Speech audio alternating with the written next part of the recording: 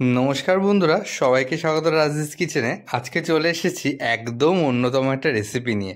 অনেকেরই এটা খুবই প্রিয় রেসিপি এবং দু একটা বন্ধু আমাদের কাছে রেকমেন্ডও করেছিল এই রেসিপিটি দেখানোর জন্য। তো চলুন তাহলে রেসিপিটি শুরু করা যাক। আজকের রেসিপিটির নাম হলো শঙ্কর মাছের কষা। হ্যাঁ বন্ধুরা, শঙ্কর মাছের কষা। শঙ্কর মাছটা অনেকের কাছেই খুবই নতুন হতে পারে এবং অনেকের কাছেই খুবই প্রিয় একটা মাছ।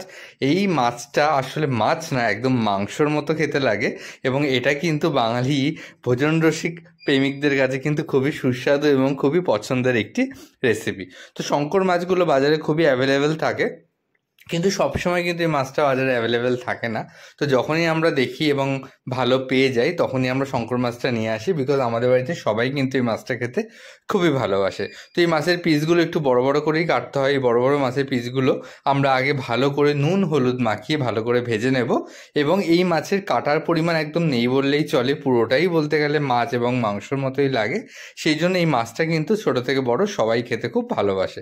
দেখুন, এরকম একটা লাল লাল করে আমাদের আগে শঙ্কর মাছগুলো ভালো করে এপাশ ওপাশ করে ভালো করে ভেজে নিতে হবে নুন হলুদ মাখিয়ে।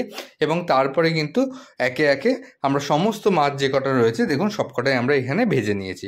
শঙ্কর মাছগুলো ভেজে নেওয়ার পরে যে শঙ্কর মাছ ভাজার যে তেলটা থাকবে সেই তেলেই কিন্তু আমরা বাকি যে রান্নাটা রেসিপিটা আমরা সেই রেসিপিটা কিন্তু করব।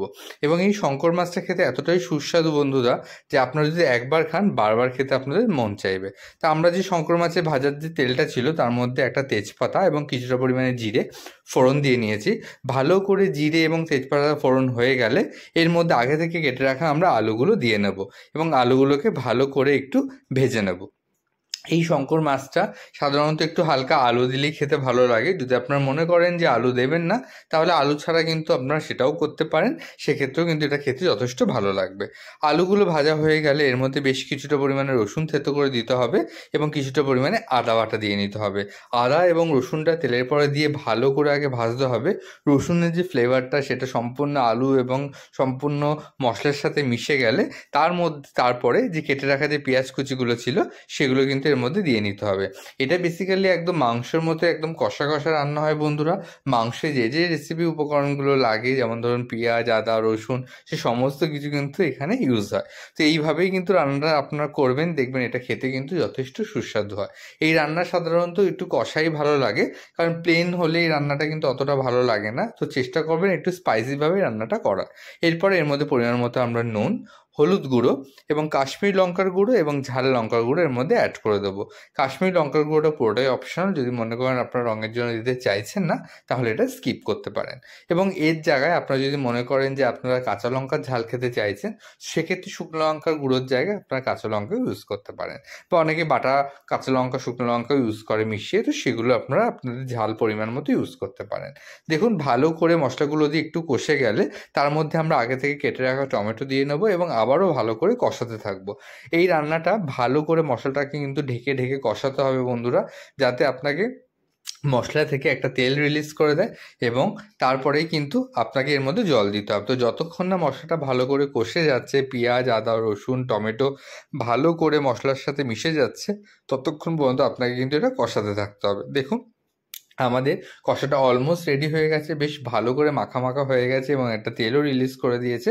এরপরে আমরা আগে থেকে গরম জল করে রেখেছিলাম সেটা এর মধ্যে অ্যাড করে দেবো। আমি প্রত্যেকটা রেসিপিতেই বলি বন্ধুরা যে আগে থেকে মানে করে রাখা গরম জল এর মধ্যে অ্যাড করতে, যাতে এতে ঝোলের টেক্সচারটাও খুব ভালো হয় এবং টেস্টও অনেক ভালো আসে। কারণ যদি আপনারা ঠান্ডা জল ইউজ করেন তাহলে অনেক সময় সবজি বা মাছগুলো কিন্তু একটু চুই হয়ে যায়, একটু শক্ত হয়ে যায়। তো সেক্ষেত্রে চেষ্টা করুন সবসময় গরম জল ইউজ করা। জলটা দিয়ে একটু ভালো করে ফুটে গেলে তার মধ্যে আগে থেকে ভেজে রাখা যে শঙ্কর মাছগুলো ছিল সেগুলো একে একে আমরা অ্যাড করে দেবো এবং ঢাকা দিয়ে আপনাকে রেসিপিটা কমপ্লিট করে নেবো। লাস্টে আমরা একটু গরম মশলা গুঁড়ো দিয়ে নিয়েছিলাম। দেখুন কত সুন্দর এবং চটপট আমাদের রেসিপিটি হয়ে গেল, একদম লাল লাল ঝাল ঝাল যাকে বলে। তো আজকের এই রেসিপিটা আপনাদের যদি ভালো লেগে থাকে আমাদের ফেসবুক পেজটাকে ফলো করে দেবেন, ইউটিউব চ্যানেলটাকে সাবস্ক্রাইব করে দেবেন। আর কী কী রেসিপি এরকম নতুন নতুন দেখতে চাইছেন অবশ্যই কমেন্ট করবেন, তাহলে সেই রেসিপিগুলো আপনাদের সামনে তুলে ধরার চেষ্টা করব। আপনাদের আশীর্বাদে আমরা অনেক অনেক ভালোবাসা পাচ্ছি বন্ধুরা।